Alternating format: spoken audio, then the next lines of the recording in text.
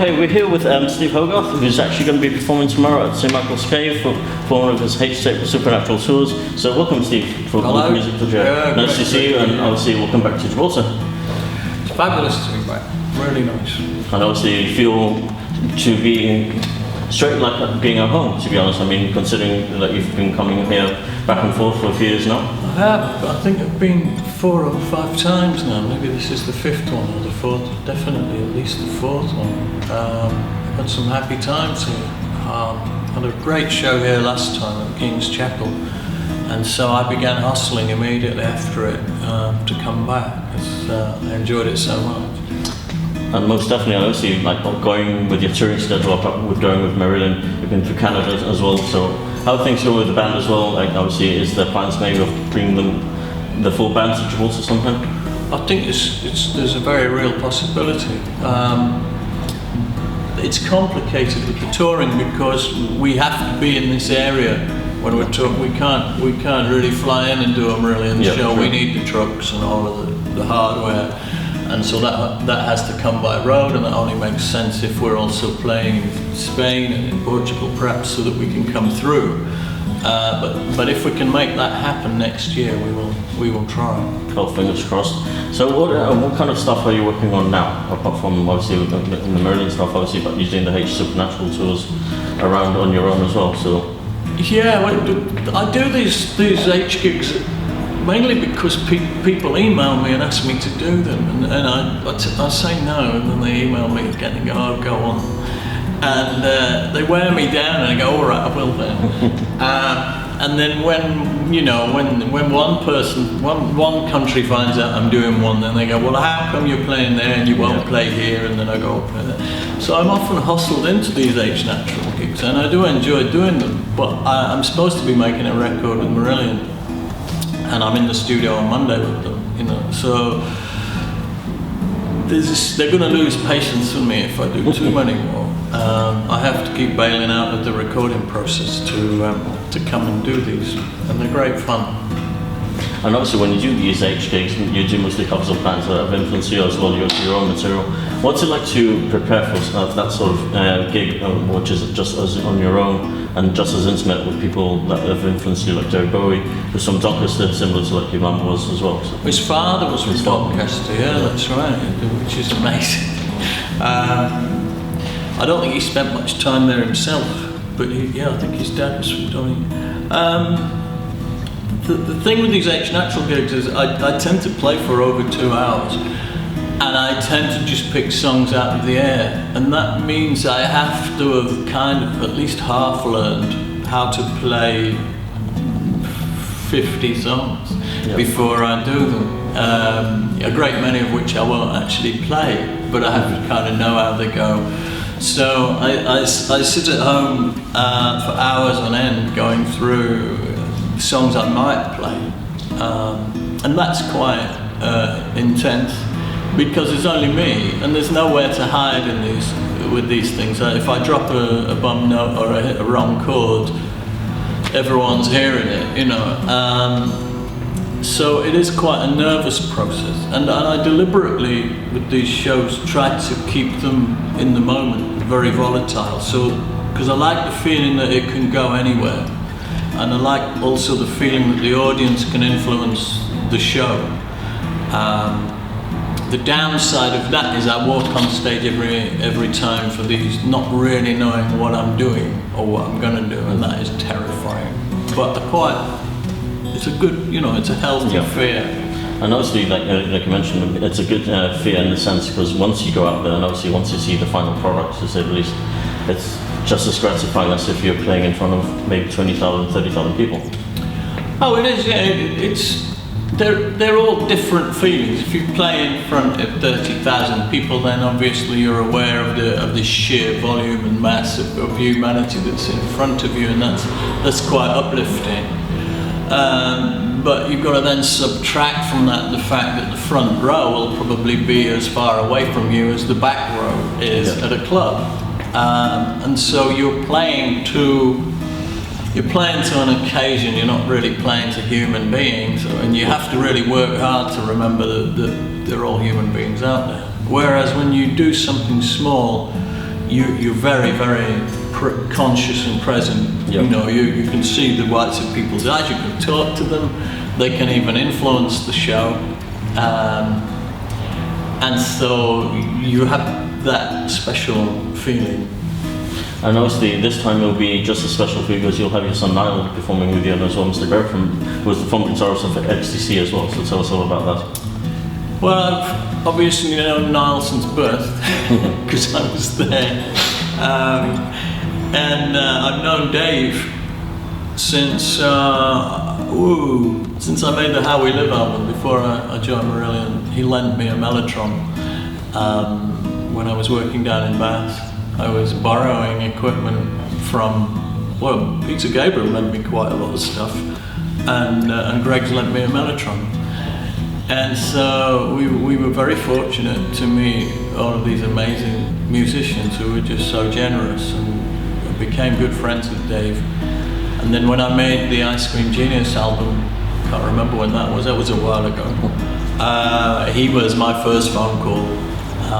And Dave still is my first phone call. If I want to work with a guitar player other than Steve Rothery, I tend to pick the phone up to Dave G, because he's an amazing player. He's a really lovely person. He's a joy to work with. He's a great professional. He arranges strings as well as plays guitar, so I've sometimes gone to him to arrange strings. I've made albums more recently with Richard Barbieri, and we usually phone Dave if we need string arrangements or a little bit of tasteful guitar.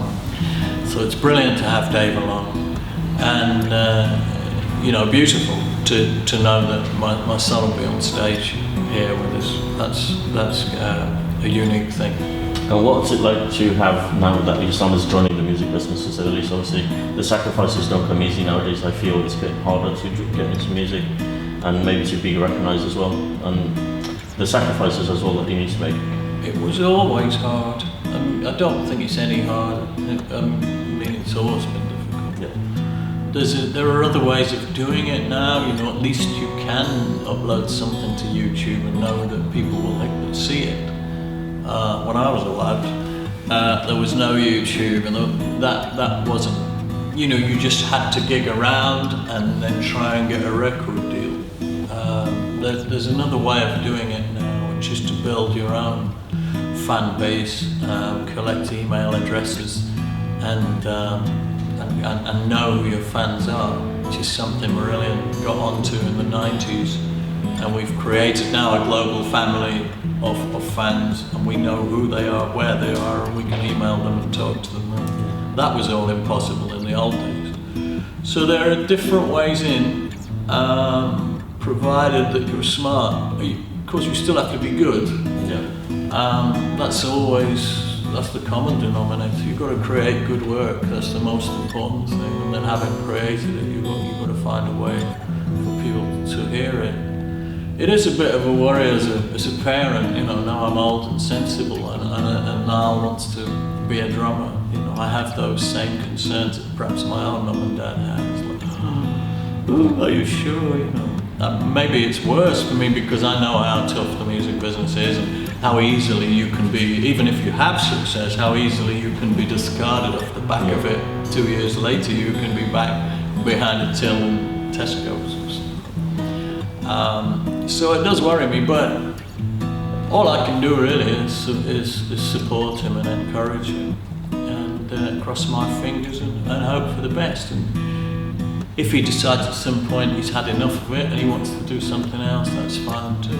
As long as he's happy, I'm happy. And what you mentioned in the question as well, like in your answer rather, about the loyal fan base that you have, and you know more or less, like you said, where they are, where they're from, who they are. We know where they live. So, and it's very intriguing to have that sort of connection with your fans as well. So, what's it like for you knowing that you've also, considering of its location, or how many people are coming tomorrow from all parts of the globe?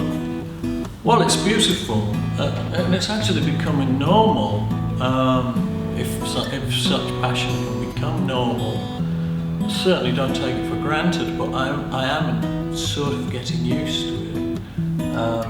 We can play in London and I can bump into people in the street outside from Chile who've flown from Santiago to come and see it, or from Washington DC. And it's incredible, because the furthest I've ever travelled to see a band was probably going up to London. You know, it's about 65 miles from where I live now. And I'll go to London, but that's about it. I'm not going any further than that. There's nobody. I wouldn't fly to Paris to see Massive Attack, and they're incredible live, but I wouldn't do it. So the passion is something I can't even relate to, and it's beautiful, really beautiful, but it's becoming normal. And so when we put this show in Jib, we put it in knowing there would be people there from England and from Germany and from France and probably from Italy, and there might even be a couple of nutcases who've flown the Atlantic to be here. And if I spot them, I'll go and give them a kiss. And you mentioned obviously that you're working on a new album with Marillion as well. So what's it going to be like? And obviously, when can you expect it to be out? Well, hopefully it's going to be different. We try and make each record a step away from perhaps what everybody feels we represent, if anyone still feels we represent anything. I think the fans we have now, the really hardcore fans who go out and buy our records, already understand that when they put our next record on, they probably won't like it, and it'll take 5 or 6 listens, and then they'll get it and go, oh, I see, this is where they are now. So it'll be something else, because we get bored very easily, especially with ourselves. So we will try and choose the ideas that we've come up with in the jams that are exciting us, but perhaps don't remind us of what we've done before. Beyond that, I can't really tell you, because we've been jamming since September. We've just started listening to the jams last week.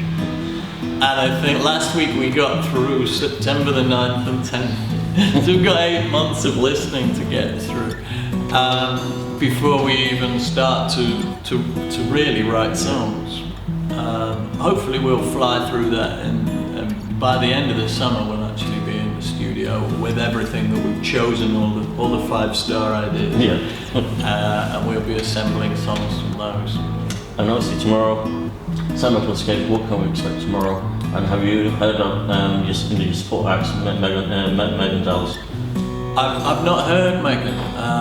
I have it on very good authority. She's very good. Yeah, she is. And I wish her a really good show. I wish her well with it. I'm glad I've got somebody decent opening up for me.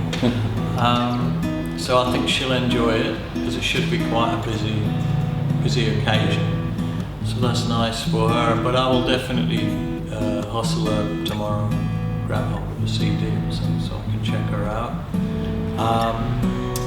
I'm probably going to start the show alone, because the ethos of these H Natural shows has always been to try and create something very, very sensitive and volatile, something that can change at any moment, and to let the audience influence what happens. So I'll be looking to the audience to get involved in the show. I'll try and get a dialogue going. I always ask the audience to talk to me and ask me questions, but they're usually too shy to say, there's just a silence. Anybody want to say anything to me? I have to be persuaded. But if people want to hear certain songs and they shout out, I usually do. So the audience influences the set a lot. I'll probably play for an hour or so, and then I'll invite Dave up, and then I'll probably invite Nyla, and we'll finish the night, all 3 of us together. We'll probably play for, once the boys are up, we'll probably do another 45 minutes to an hour together. And then I might do a couple of encores on my own if I get any. I'm pretty sure Fabian will ask for you. So, Steve, thanks for joining us today on Music.gi, and we wish you nothing but the best. I'll be there tomorrow to witness it as well. So. Thanks again, and wish you all the best. Thank you very for your much. time.